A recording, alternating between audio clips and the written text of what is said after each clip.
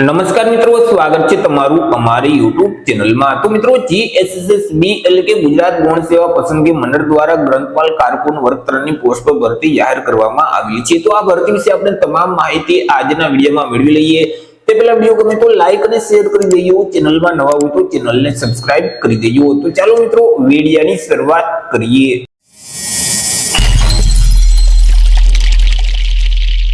તો મિત્રો, આજે ભરતીનું નોટિફિકેશન છે તે જીએસએસબી એટલે કે ગુજરાત ગૌણ સેવા પસંદગી મંડળ ગાંધીનગર દ્વારા બહાર પાડવામાં આવેલું છે। અહીં જીએસએસબી દ્વારા જે રમતગમત, યુવા અને સાંસ્કૃતિક પ્રવૃત્તિઓનો જે વિભાગ છે, તો તેમાં ગ્રંથાલય કારકુન વર્ગ 3 ની જે જગ્યાઓ ખાલી છે, તો આ જગ્યાઓ સીધી ભરતીથી ભરવા માટે લાયકાત ધરાવતા ઉમેદવાર પાસેથી અરજી ફોર્મ મંગાવવામાં આવેલા છે। તો સૌથી પહેલા આપણે વાત કરી લઈએ કંઈક અગત્યની તારીખ વિશે। તો મિત્રો, આ જે ભરતી છે તેમાં જો તમારે અરજી કરવી હોય તો ઓનલાઈન અરજી ફોર્મ ભરવાનું રહેશે। ઓનલાઈન અરજી ફોર્મ છે તે 16/12/2025 થી શરૂ કરવામાં આવશે। 16/12/2025 ના બપોરના 2 વાગે અરજી ફોર્મ શરૂ થઈ જશે અને 30/12/2025 સુધી તમે ઓનલાઈન અરજી ફોર્મ ભરી શકશો। ઓનલાઈન અરજી ફોર્મ જે ઉજાસનું પોર્ટલ છે એટલે કે ujas.gujarat.gov.in નામની જે વેબસાઈટ છે તે વેબસાઈટ ઉપર જઈ 30/12/2025 સુધી તમે અરજી કરી શકશો। મિત્રો, આ ભરતીમાં જો તમારે ઘર બેઠા જ ઓનલાઈન અરજી ફોર્મ ભરવું હોય તો અમારો જે WhatsApp નંબર છે 6352228352, આ નંબર પર તમે WhatsApp પર મેસેજ કરશો કે અમારે ગ્રંથાલય કારકુનમાં અરજી ફોર્મ ભરવું છે, તો તમને નજીવી ફી સાથે ઘર બેઠા જ ઓનલાઈન અરજી કરી દેવામાં આવશે। વાત કરી લઈએ જગ્યા વિશે કે કુલ કેટલી જગ્યા છે અને કેટેગરી મુજબ કેટલી જગ્યા રહેશે। તો કે કુલ 86 જેટલી જગ્યા પર આ ભરતી જાહેર કરવામાં આવેલી છે। આ જે 86 જગ્યા છે તેમાંથી બિન અનામત એટલે કે સામાન્ય વર્ગના જે ઉમેદવાર છે તેના માટે 38 જેટલી જગ્યા રહેશે। 38 માંથી 12 જગ્યા મહિલા માટે અનામત રહેશે। ઈડબ્લ્યુએસ એટલે કે આર્થિક રીતે નબળા વર્ગના જે ઉમેદવાર છે તેના માટે 8 જગ્યા છે। 8 માંથી 2 જગ્યા મહિલા માટે અનામત રહેશે। એસસી એટલે કે અનુસૂચિત જાતિના ઉમેદવાર માટે 5 જગ્યા છે। 5 માંથી 1 જગ્યા મહિલા માટે અનામત રહેશે। એસટી એટલે કે અનુસૂચિત જનજાતિના ઉમેદવાર માટે 12 જગ્યા છે। 12 માંથી 3 જગ્યા મહિલા માટે અનામત રહેશે। જ્યારે સામાજિક અને શૈક્ષણિક રીતે પછાત વર્ગના જે ઉમેદવાર છે તેના માટે 23 જગ્યા રહેશે। 23 માંથી 7 જગ્યા મહિલા માટે અનામત રહેશે।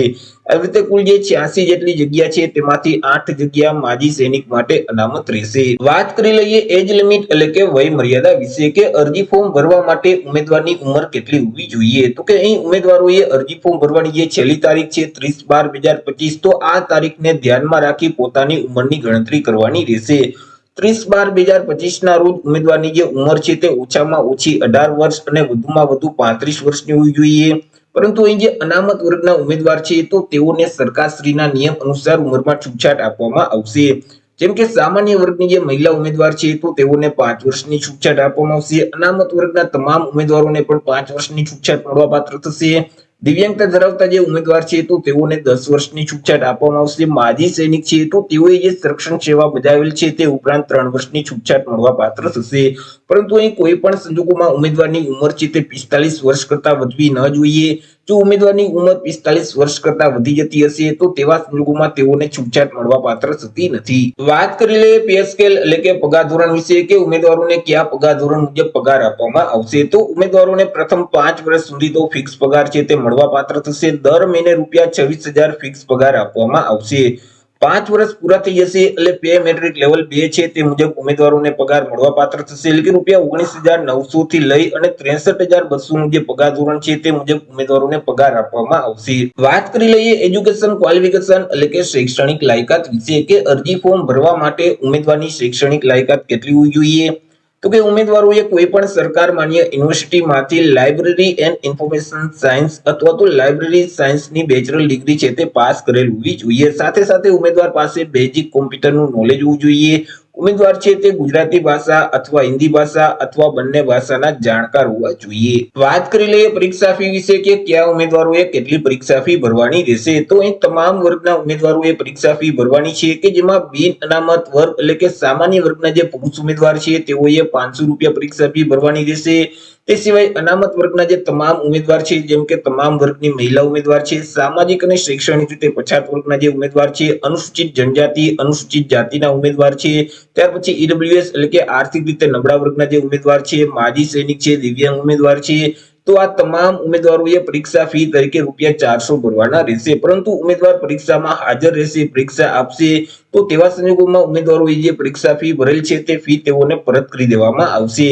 પરીક્ષા ફી છે તે તમારે ઓનલાઈન જ ભરવાની રહેશે. તમે net banking, credit card, debit card કે યુપીઆઈ ના માધ્યમથી પરીક્ષા ફી છે તે ભરી શકશો. 2/1/2026 સુધીમાં તમારે ઓનલાઈન પરીક્ષા ફી ભરવાની રહેશે. ચર્ચા કરી લઈએ સિલેક્શન પ્રોસેસ વિશે કે ઉમેદવારનું સિલેક્શન છે તે કેવી રીતે કરવામાં આવશે. તો ઉમેદવારનું સિલેક્શન છે તે એક સ્પર્ધાત્મક પરીક્ષાના માધ્યમથી કરવામાં આવશે. અહીં ઉમેદવારની એક હેતુલક્ષી પ્રકારની એટલે કે એમસીક્યુ પ્રકારની પરીક્ષા લેવામાં આવશે. તમને જે ક્વેશ્ચન પેપર આપવામાં આવશે તેમાં અલગ અલગ બે વિભાગ હશે, વિભાગ એ અને વિભાગ બી. બંને વિભાગ ફરજિયાત આપવાના રહેશે અને બંને વિભાગમાં પાસ થવું ફરજિયાત રહેશે. કે જેમાં વિભાગ એ છે તેમાં કુલ 60 એમસીક્યુ પ્રકારના પ્રશ્ન પૂછવામાં આવશે. એક પ્રશ્નનો 1 માર્ક એટલે 60 માર્કનો વિભાગ એ રહેશે, કે જેમાં તાર્કિક કસોટીઓ અને ડેટા ઇન્ટરપ્રિટેશનને લગતા જે પ્રશ્ન છે એટલે કે રીઝનિંગ પ્રકારના જે દાખલાઓ છે તેવા 30 દાખલાઓ પૂછવામાં આવશે, કે જેમના 30 માર્ક રહેશે. અને ગાણિતિક કસોટીઓ એટલે કે ગણિત સંબંધિત જે દાખલાઓ છે તેવા પણ 30 દાખલાઓ પૂછવામાં આવશે, તેમના પણ 30 માર્ક રહેશે. આવી રીતે વિભાગ એમાં કુલ 60 પ્રશ્ન છે તે પૂછવામાં આવશે. જ્યારે વિભાગ બી છે તેમાં 150 એમસીક્યુ પ્રકારના પ્રશ્ન પૂછવામાં આવશે. એક પ્રશ્નનો 1 માર્ક એટલે 150 માર્કનો વિભાગ બી રહેશે, કે જેમાં ભારતનું બંધારણ છે, વર્તમાન પ્રવાહો છે, ગુજરાતી અને ઇંગ્લિશ ગ્રામર છે. તો આ તમામમાંથી કુલ 30 પ્રશ્ન છે તે પૂછવામાં આવશે, કે જેમના 30 માર્ક રહેશે. અને સંબંધિત વિષય અને તેની ઉપયોગિતાને લગતા જે પ્રશ્ન છે એટલે કે તમે જે શૈક્ષણિક લાયકાત પાસ કરેલ છે તેમાંથી 120 પ્રશ્ન પૂછવામાં આવશે, કે જેમના 120 માર્ક રહેશે. આવી રીતે વિભાગ એમાં કુલ 60 પ્રશ્ન, વિભાગ બી માં 150 પ્રશ્ન એટલે કે કુલ 210 પ્રશ્ન છે તે પૂછવામાં આવશે. 210 માર્કનું પેપર રહેશે. પેપર લખવા માટે તમને 180 મિનિટ એટલે કે 3 કલાકનો સમયગાળો આપવામાં આવશે. હવે આ જે પરીક્ષા છે તેમાં માઇનસ પદ્ધતિ લાગુ પડશે. જો તમે પ્રશ્નનો જવાબ છે તે ખોટો ટીક કરશો તો તમે જે પ્રશ્નનો સાચો જવાબ આપેલ છે અને તમને 1 માર્ક મળેલ છે તેમાંથી 1/4 માર્ક છે તે માઇનસ કરી દેવામાં આવશે. એ મિત્રો બંને વિભાગમાં તમારે ફરજિયાત પાસ થવાનું રહેશે. વિભાગ એ છે તેમાં પણ પાસ થવા માટે ઓછામાં ઓછા 40% ફરજિયાત લેવાના રહેશે. જ્યારે વિભાગ બી છે તેમાં પણ પાસ થવા માટે ઓછામાં ઓછા 40% ફરજિયાત લેવાના રહેશે. વાત કરી લઈએ મિત્રો અહીં ડોક્યુમેન્ટ વિશે, તો કે તમે જ્યારે અરજી ફોર્મ ભરશો ત્યારે તમારે ફોટો અને સિગ્નેચર છે તે અપલોડ કરવાના રહેશે. તેમાં મિત્રો તમે જે ફોટો અપલોડ કરો છો તેનું માપ 5 સેન્ટીમીટરની ઊંચાઈ અને 3.6 સેન્ટીમીટરની પહોળાઈ હોવી જોઈએ. જ્યારે સિગ્નેચરનું જે માપ છે તે 2.5 સેન્ટીમીટરની ઊંચાઈ અને 7.5 સેન્ટીમીટરની પહોળાઈ હોવી જોઈએ.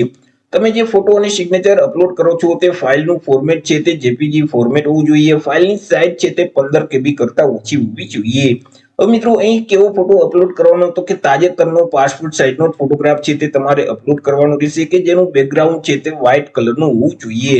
વ્હાઇટ સિવાય અન્ય કલરનું બેકગ્રાઉન્ડ હશે અને તમે તે ફોટોગ્રાફ અપલોડ કરશો તો તે ફોટો છે તે માન્ય નહીં ગણાય.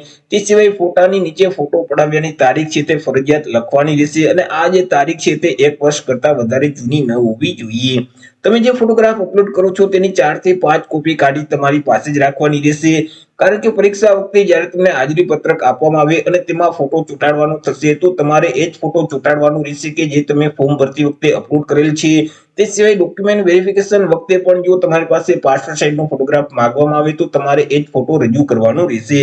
અલગ અલગ તબક્કામાં અલગ અલગ ફોટોગ્રાફ જો તમે રજૂ કરશો તો તમારી નિમણૂક છે તે રદ થઈ શકે છે. હવે જે ઉમેદવાર સામાજિક અને શૈક્ષણિક રીતે પછાત વર્ગના ઉમેદવાર છે એટલે કે એસસીબીસી કેટેગરીના ઉમેદવાર છે તો તેઓએ નોન ક્રિમિનલ સર્ટિફિકેટ છે તે આપવાનું રહેશે. હવે આ જે નોન ક્રિમિનલ સર્ટિફિકેટ છે તે કઈ તારીખથી કઈ તારીખ સુધીનું માન્ય ગણવામાં આવશે, તો કે આ સર્ટિફિકેટ છે તે 1/4/2023 થી લઈ અને 30/12/2025 સુધીમાં તમે મેળવેલ હશે અને તે રાજ્ય સરકારની નોકરી માટેનું સર્ટિફિકેટ હશે તો તે સર્ટિફિકેટ માન્ય ગણવામાં આવશે. પરંતુ તમારી પાસે જો કેન્દ્ર સરકારની નોકરી માટેનું નોન ક્રિમિનલ સર્ટિફિકેટ હોય તો તે સર્ટિફિકેટ તમે 1/4/2025 થી લઈ અને 30/12/2025 સુધીમાં તમે મેળવેલ હશે તો તે સર્ટિ માન્ય ગણવામાં આવશે. એવી જ રીતે ઈડબ્લ્યુએસ એટલે કે આર્થિક રીતે નબળા વર્ગના જે ઉમેદવાર છે તો તેઓએ ઈડબ્લ્યુએસ નું સર્ટિફિકેટ આપવાનું રહેશે. હવે આ જે ઈડબ્લ્યુએસ નું સર્ટિફિકેટ છે તે કઈ તારીખથી કઈ તારીખ સુધીનું માન્ય ગણવામાં આવશે, તો કે તમારી પાસે રાજ્ય સરકારની નોકરી માટેનું ઈડબ્લ્યુએસ નું સર્ટિફિકેટ હશે અને તે સર્ટિફિકેટ તમે 31/12/2022 થી લઈ અને 30/12/2025 સુધીના સમયગાળા દરમિયાન તમે મેળવેલ હશે તો તે સર્ટિફિકેટ માન્ય ગણવામાં આવશે. પરંતુ કેન્દ્ર સરકારની નોકરી માટેનું જો તમારી પાસે ઈડબ્લ્યુએસ નું સર્ટિફિકેટ હશે તો તે સર્ટિફિકેટ 1/4/2025 થી લઈ અને 30/12/2025 સુધીના સમયગાળા દરમિયાન મેળવેલ હશે તો તે સર્ટિ માન્ય ગણવામાં આવશે. ચર્ચા કરી લઈએ કોમ્પ્યુટર સર્ટિફિકેટ વિશે કે કોમ્પ્યુટરનું સર્ટિફિકેટ કેવું માન્ય ગણવામાં આવશે. તો કે અહીં ઉમેદવારોએ કોઈ પણ સરકાર માન્ય તાલીમ આપતી જે સંસ્થા છે તેમાંથી બેઝિક કોમ્પ્યુટરનો કોર્સ પાસ કરેલ હશે અને તેનું પ્રમાણપત્ર કે માર્કશીટ ઉમેદવાર પાસે હશે તો તે માન્ય ગણવામાં આવશે. એ જ રીતે અહીં સરકાર માન્ય યુનિવર્સિટી કે જે સંસ્થા છે તેમાંથી કોમ્પ્યુટર જ્ઞાન અંગેનો કોઈ પણ ડિપ્લોમા કે ડિગ્રી સર્ટિફિકેટ કોર્સ પાસ કરેલ હશે અને તેનું પ્રમાણપત્ર ઉમેદવાર પાસે હશે તો પણ તે માન્ય ગણવામાં આવશે. ત્યાર પછી ડિગ્રી કે ડિપ્લોમાનો જે અભ્યાસક્રમ છે તે કોમ્પ્યુટર વિષય સાથે પાસ કરેલ હશે અને તેનું પ્રમાણપત્ર હશે તો પણ તે માન્ય ગણવામાં આવશે. અથવા તો જે ધોરણ 10 કે 12 ની જે પરીક્ષા છે તો આ પરીક્ષા કોમ્પ્યુટર વિષય સાથે પાસ કરેલી હશે અને તેનું પ્રમાણપત્ર જો ઉમેદવાર પાસે હશે તો પણ તે માન્ય ગણવામાં આવશે. પરંતુ તમારી પાસે હાલ અત્યારે બેઝિક કોમ્પ્યુટરનું સર્ટિફિકેટ નથી તો પણ તમે ઓનલાઈન અરજી ફોર્મ ભરી શકશો.